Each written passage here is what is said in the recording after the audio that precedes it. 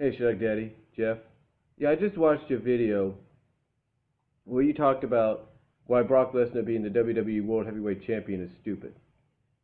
And after watching it, I did take away the fact that you are right about that. And in a sense, Brock does have to take some of the blame because it was his lawyers, along with Paul Heyman and whoever else, that had the WWE agree to the structure of his contract. And by having the WWE agree to that structuring of the contract, in a sense, they too take a majority of the blame, along with Brock Lesnar taking some of that blame, if not a majority of it as well. So it's kind of a 50-50 blame game on both sides. And the reason being is because the WWE is, like I said in my two-part video, which I titled Blinded by Desperation, they are blinded by desperation to the point that they're allowing somebody to be their champion that's not always going to be there. And the reason they're blinded by that desperation is because, well, quite frankly, they don't realize what they've done. And even if they are realizing what they've done, it's too late. Like I said, they allowed the lawyers on Brock's side, along with Heyman and all, to structure this contract, have them agree to it because they're so blinded by desperation to have some kind of an attraction, some kind of name out there besides John Cena, Randy Orton, and Triple H and Sting and Undertaker, that they did something that obviously they're going to regret, and they're probably regretting now. And also the fact that maybe they got so blinded by desperation to have that big name, to have Brock remain with them, that they decided, okay, we'll put the belt on you, and we'll let you have the kind of schedule you had when you were in the UFC. We'll let you defend every now and then. Yeah, the rule is every 30 days, if you don't defend, we strip you. But we'll make an exception with you. We'll give you the UFC treatment as champion. We'll give you the UFC champion treatment. Yeah, how has that worked? And again, it's all out of desperation of the fact that they want somebody there that is of name value, that is someone other than a John Cena, a Randy Orton, an Undertaker, a Sting, a Sheamus, a Triple H, that is of name value, that people will tune in to watch. But I think because the WWE is so blinded by that desperation, as well as the desperation to prove to the fans, hey, see, we got somebody else than Cena as champion, and look, it's the former MMA UFC guy, Brock Lesnar. Yeah, he's the champion now, and he's going to be dominant. We'll show you. The WWE World Championship means something. We're going to have it defended. We're going to have it defended every now and then, because the less it's defended, the more prestige it has. And again, it's all about being blinded by desperation, like I said in that one two-part video. They're so blinded by that they forget they are not the UFC. They are trying to capitalize off the success that the UFC had with Brock as their champion. And they don't realize that they are killing the prestige of their title while trying to capitalize and be like with the UFC and do what the UFC did with Brock. And they don't realize they're not the UFC. I mean, Vince McMahon and many others representing this company have come out and said, we are not UFC. And basically come out and declared that the UFC is the enemy, in a sense. And yet, they're trying to capitalize or copy the success that the UFC had with Brock as champion. Let me open the eyes for anybody listening. And Jeff, I know you'll agree with this. The WWE should realize they're not the UFC, and that the only reason the UFC schedule worked for Brock as champion is because, like I said in my more recent video before this, in response to your question and the Lexman's question of whether or not we're excited, should we be excited for WrestleMania, I said in that video, I think in part 1 or 2, that the reason it worked for the UFC is because all their championships, even though women's bantamweight championship, which is held by Ronda, the reason it's more significant, has more importance, the reason the welterweight, the middleweight, the light heavyweight, the lightweight championships have more importance, it's because they give them more importance. They give them the time to be built upon, to be hyped upon. They give them that time to feel important, to feel prestigious. And thus, because they have that structure there, it allows for someone like, let's say, the UFC World Champion himself, the UFC Heavyweight Champion himself, to have more time to when his next title match comes up. It does mean something. It does have importance. It has prestige, because you have proven in the past already that all your other champions are on that same level. So it doesn't matter to a fan, to the UFC fan, to the MMA fan, if the UFC World Heavyweight Champion is there or not, because they've got plenty of championships they can actually get invested in, plenty of champions who hold those championships that they can get invested in. And the WWE doesn't have that. And that's what the WWE doesn't realize. And what they need to do, the WWE, is wake up and realize that going and trying to be like the UFC through their own kind of championship-like structure is not going to work.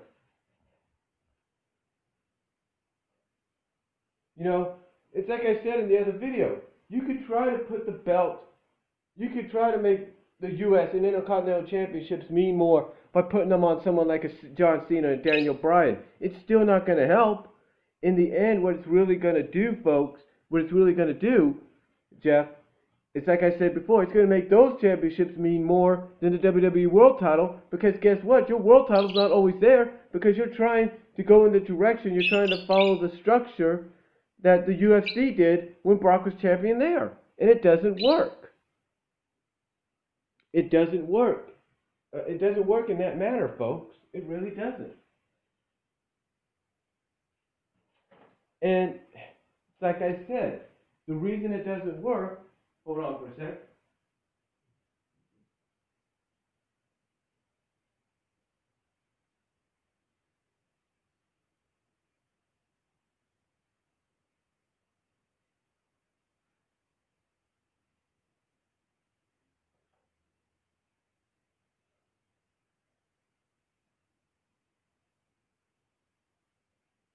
Like I said, the reason it works there is because they give all the other championships the importance that they deserve.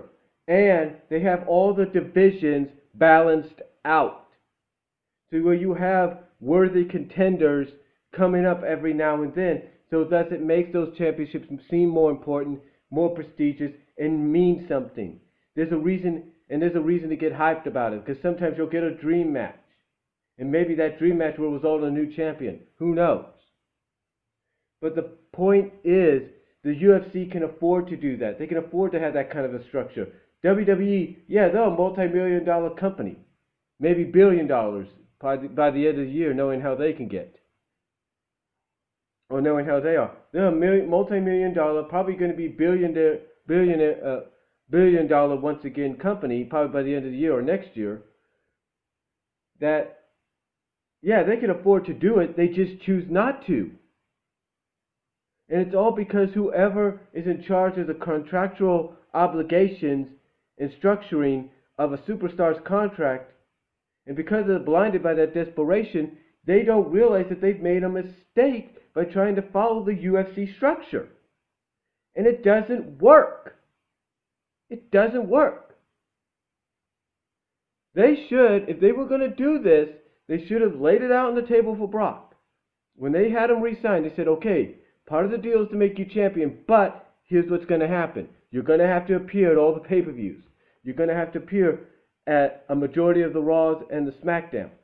You're going to have to do a majority of these appearances, whether you want to or not, if you want to be the champion. If you don't want to, hey, you're free to go back to UFC right now. It's up to you.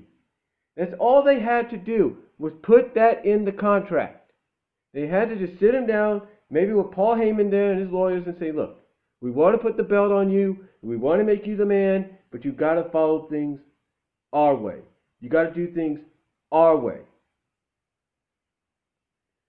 You know, and you know, they could have, like you said, Jeff, had him appear, you know, win the title at SummerSlam, defend in the rematch at Night of Champions, maybe skip Hell in a Cell, come back for Survivor Series, maybe skip TLC, come back for the Rumble, and then maybe at least do something for Fastlane. But they didn't do that. And then in between, they could have also had him appear maybe on 2 to 3 Raws every month. Maybe on 2 to 3 Raws every month.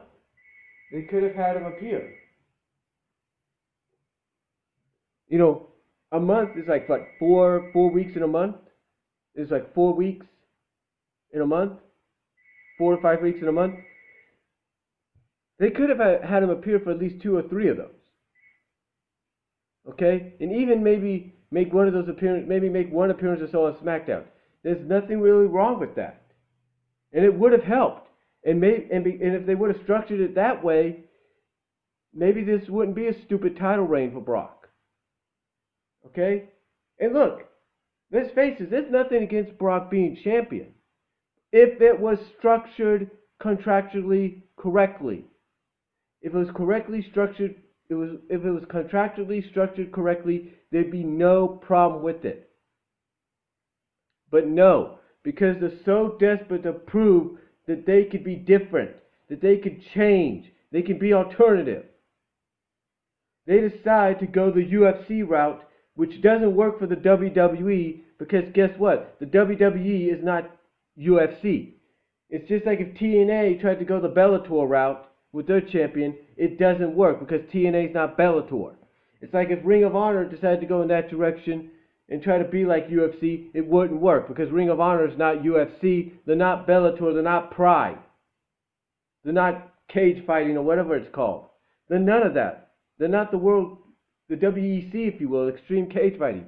They're none of that. They are who they are, and who they are makes them what people want to see. Not trying to be something that they aren't. And obviously the WWE doesn't realize that. And because of this, they think in their mindset, oh, well, it's helping the U.S. and Intercontinental Championships become more prestigious. And look, we're going to put those on Daniel Bryan possibly and John Cena. You know, there's got to be some kind of positive there. There is no positive. There is no positive. The only thing you're going to do is devalue your champion, your WWE World title, to the point that it's going to end up in the same category as the Intercontinental and U.S. Championships are right now. As being nothing more than a mid-card championship, having that kind of a treatment. And all because the WWE didn't structure it right. And it's because of this, just like I said in the other video, there's a strong possibility WWE is going to put this match third to last on the card or second to last on the card. And you're either going to have Sting and Triple H close out the show, or you're going to have Cena or Rusev close out the show. And you know that as a fact. But again, there is blame that has to be put here. Pointed. There has to be people, you have to have a target to put the blame on, and a target to share that blame, and it's a 50-50 blame game between both sides. So yeah, has Brock Lesnar being WWE World Champion been stupid? Yeah, because it wasn't contractually structured right. Had it been contractually structured right and done correctly, then maybe it wouldn't be so stupid. But yet, since WWE wants to go the UFC route, it's become stupid. And they know it. Jeff, you've pointed it out, you know it. The Lex Man knows it. Anybody watching this, they know it. And they know that to be a fact. Let me know what you guys think down below. And I do advise, check out Jeff's video maybe before this to get his point of view on what he was trying to point out. Peace out.